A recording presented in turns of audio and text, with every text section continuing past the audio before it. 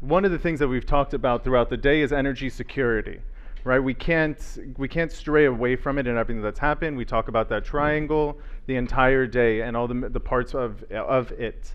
So we need to allocate some time to it. With that, we're going to have Kobi Adulami, Head of Energy Innovation at Israel Aerospace Industries, Brandon Friedman, Senior Research Fellow and Director of Research, Tel Aviv University's Moshe Dayan Center for Middle Eastern and African Studies, and then Aviva Steinberger, Interim CEO, Startup Nation Central, moderated by Ram Erez, Senior Researcher, INSS. So please make your way up to the stage. We're getting it all set up for you. We'll bring some mics here.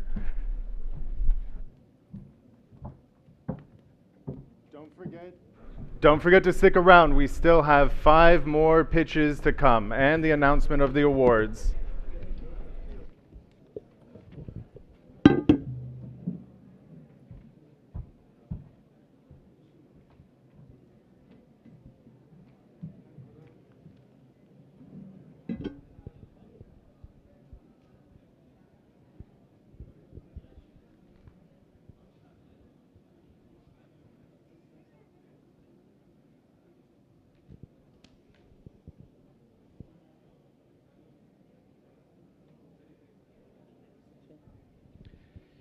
Good afternoon, everyone. I'm Dr. Ram Erez, a senior researcher at the INSS. Currently, I'm leading a research team on nuclear energy in the Middle East, which is correlates naturally to the issue of the IMEC, another project that we are having in the institute, headed by Galia Lavi, that couldn't be here, and she has a new baby-born granddaughter. And obviously, the subject here of energy security paradigm. I'm honored to present our 3 panelists. Ms. Aviva Steinberger, Interim CEO, Startup Nation. Dr. Brandon Friedman, Senior Research Fellow and Director of Research at the Tel Aviv University, Moshe Dayan Center. Just a little bit louder and closer. Louder? Yeah. Okay. Closer to your face, the mic. And Kobi Adulami, Mr. Kobi Adulami, Head of Energy Innovation, Israel Aerospace Industries. So without further ado, let's get into the core issue. Recent geopolitical developments have made it clear that energy security can no longer be viewed solely through national lens. Increasingly, resilience depends on regional partnership, interconnected infrastructure, and cross-border cooperation. As you all know, IMEC, the India, Middle East, Europe corridor, is an ambitious initiative aimed at strengthening connectivity through transportation, energy, and digital infrastructure. While IMEC represents a long-term strategic vision, today's discussion focuses on a more immediate challenge, that is, energy security and opportunities for regional cooperation that can help address current energy needs and strengthen resilience across the region. Aviva, let me begin with you. From your perspective, what are the most promising opportunities for regional energy cooperation involving Israel in the coming years?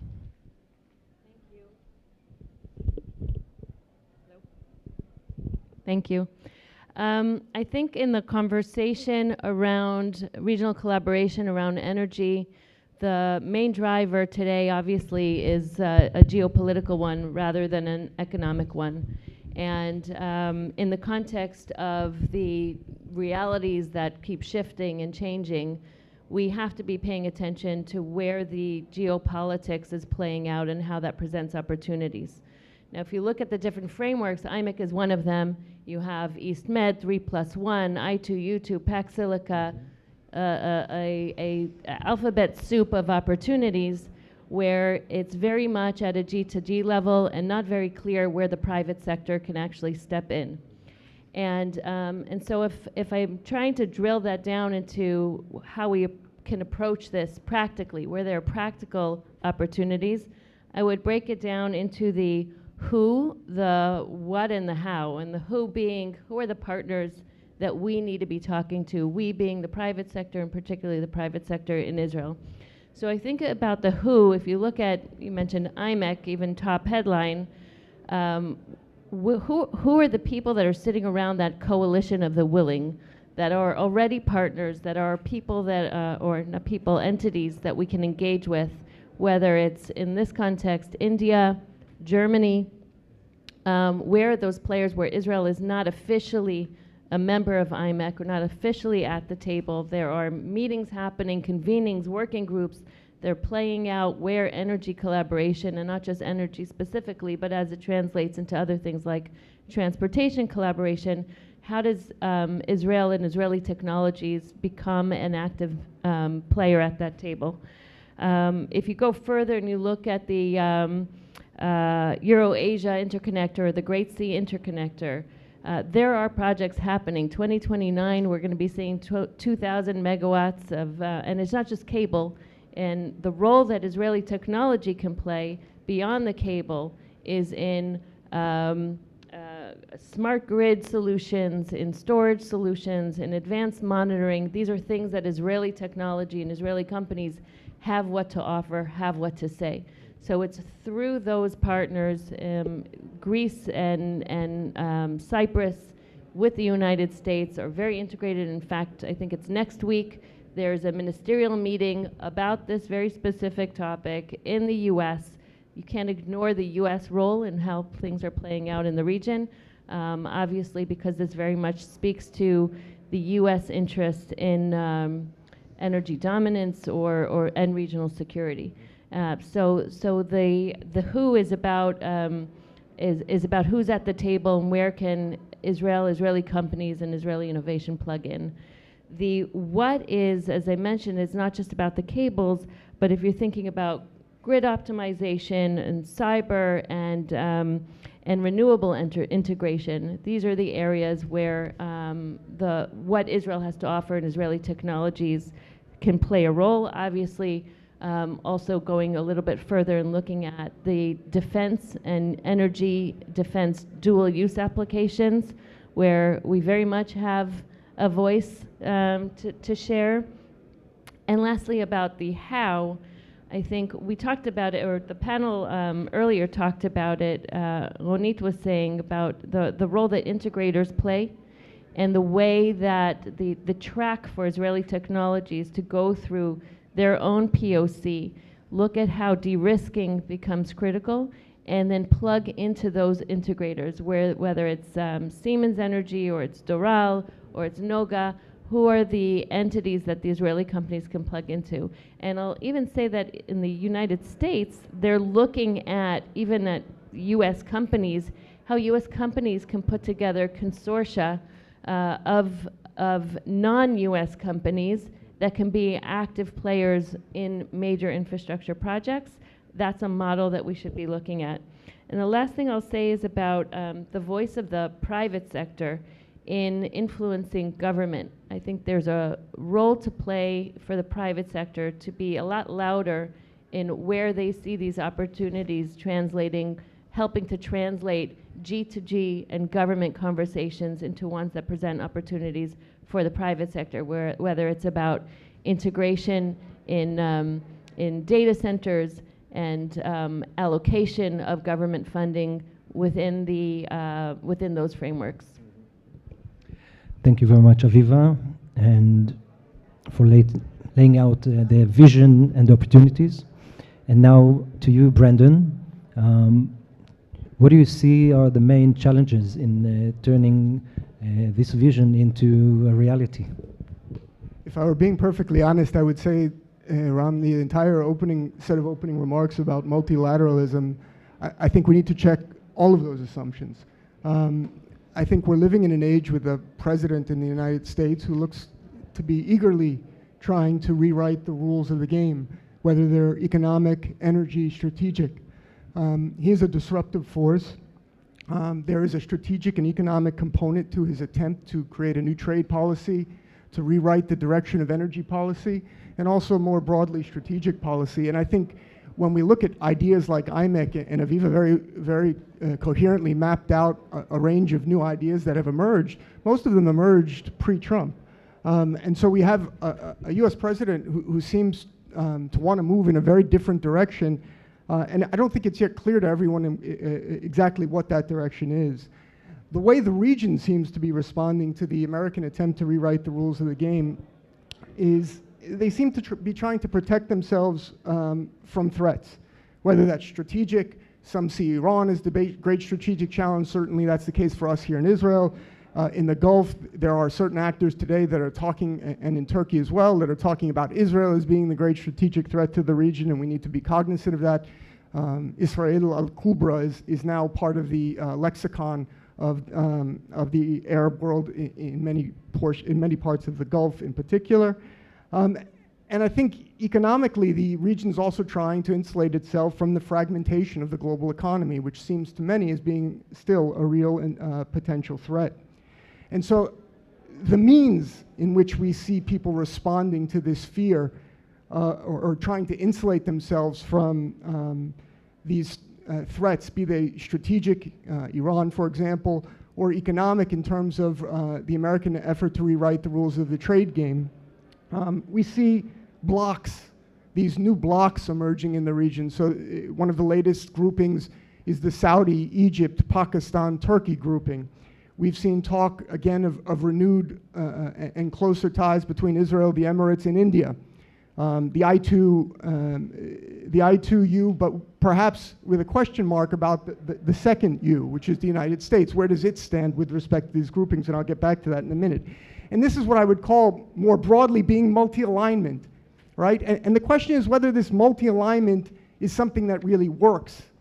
And I would ask us all to be very skeptical of it, okay?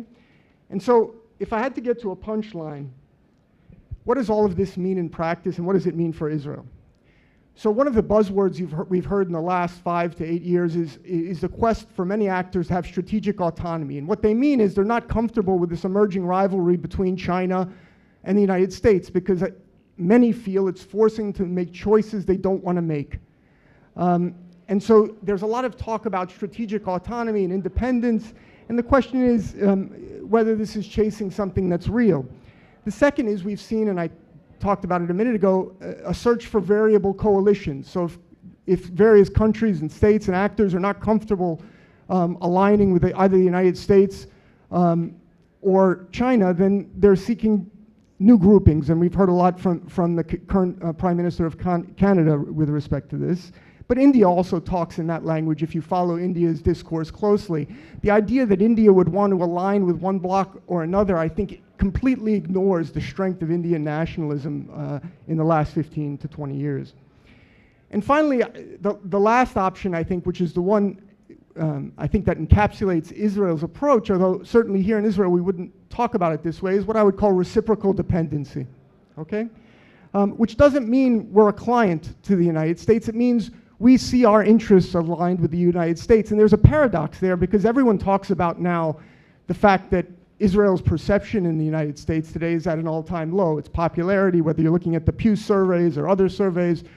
So how do we square that with the fact that Israel's strategic relationship with the United States, the military-to-military relationship in particular, has never been better, has never been closer, and in fact you can point to several different tangible achievements that have resulted in that relationship. So how do we square that circle? I would say that history gives us a reasonable frame of reference for understanding where we are today, okay? I think that the space for choosing not to choose is only going to get smaller. And therefore, for us in Israel, the challenge then is finding a way to re-navigate our relationship with the United States and put it on better, firmer ground. And I think that the way to do that was the way we did it in the late 20th century, which was to help the United States succeed in what it perceives to be as its biggest strategic challenge. In the 20th century, it was the Cold War. And I think that we can do that. And one of the biggest challenges facing us, and this is where I get to energy, I suppose, is the US, many people talk about the fourth industrial revolution, the AI revolution and related technologies, and energy goes along with it. The question, one of the big questions today is who's going to end up on top? And I think Israel has a valuable role to play if it sees itself reinforcing that reciprocal dependency that has served it so well in the last part of the 20th century and the early part of the 21st century. We need to help the US win its wars and win the pieces that it wants to make, okay? And that's not easy. But I think if we do it, there's a continuous place for us at the geostrategic table moving forward. Thank you. Well, Brendan, really some heavyweight challenges ahead of us. So let's try and move to some ideas on solution. Kobi, looking ahead, what large-scale energy projects and innovative solutions can transform regional energy cooperation and strengthen energy security in the region? Okay. We need to think about mix the source of energy in Israel. Now we deep dive on the natural gas, and we need to think about the future, the next 15 years. And we suggest to build nuclear system, SMR system. Now we can do it in Israel, but we can do it in our neighbor. And I agree with my colleague here that we need to collaborate and take the advantages of our neighbor. They signed the NPT, and we put in those countries a nuclear source. Now the nuclear, the small modular reactor, we can control from far away and shut it down from far away. You can do a hub of nuclear source in Cyprus, and there is a cable between Hadera and Cyprus that we can move the electricity through them. This pipe will lose 7%. Also, we can make a hub in Jordan, but we need to collaborate. We need to do ecosystem with them and use, because they signed the NPT, we don't. Maybe in the future we can get it, but we need to think about the future now, make the regulation, open all these doors, and to think that we need to do something for the citizens in Israel. Thank you, Kobi.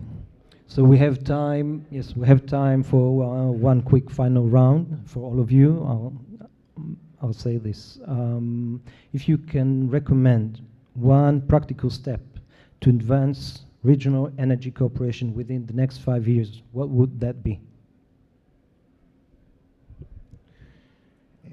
I think I discussed about Cyprus and Jordan. From perspective of economy, Jordan is very close to us.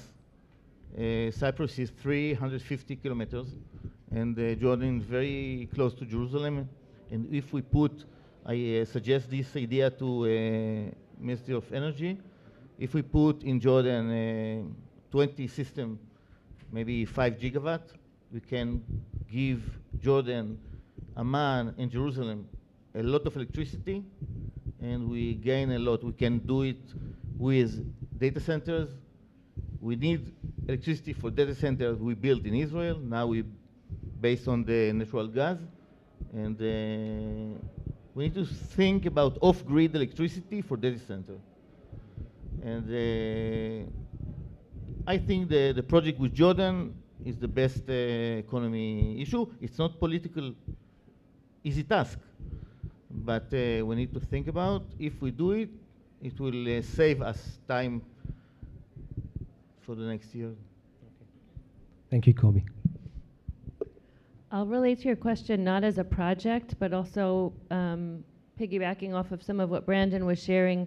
I think we're in a very different market today than we were 3 years ago, 5 years ago. And if there was one thing that I think the Israeli market, the Israeli energy tech ecosystem needs to be paying attention to, it's that the dynamics with the US have changed. When you walk into a room and you're looking to approach a partnership, to your point, Brendan, it's not about how do we have a solution and let's do business.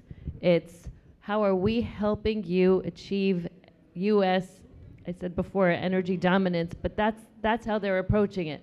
And so it's a different mindset. It's no longer the Israelis that have the great technology, and we know that we do, and there are 370 energy tech companies today in Israel, and that's fantastic, and we have really great success stories, but it's no longer about the shiny, slick technology that's you're going to get the attention of an investor or a corporate because of their values or because they know that the reputation of Israel and Israeli technology is strong. This is about who's going to be the leader that's going to help us achieve our goals. And that just changes the pitch a little bit. And so you need to be thinking about who are the people that you need to get in front of.